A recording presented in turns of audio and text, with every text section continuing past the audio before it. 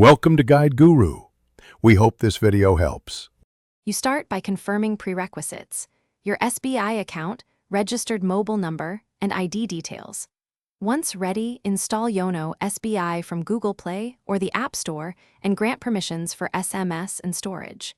Make sure notifications are enabled so OTPs arrive promptly. Now open the app and choose Sign Up or Login depending on your status. If you already have credentials, use Login. This gets you into the registration pathway immediately without wasting time. You proceed with the core steps. Choose Sign Up if new or Net Banking Login if already registered. Once done, enter your CIF or account details and the registered mobile number, then request the OTP, enter it accurately. After OTP verification, create a strong login password and a 4-digit MPIN for quick access. Make sure to use the app's virtual keyboard for credentials to reduce keylogging risk. This sequence completes your authentication and links your account securely to Yono SBI.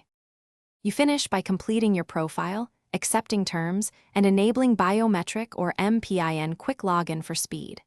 Once done, verify services and link your debit card or accounts for transfers and bill payments. If something goes wrong, like delayed OTPs, first restart your phone, confirm SMS inbox and network, and re-request OTP.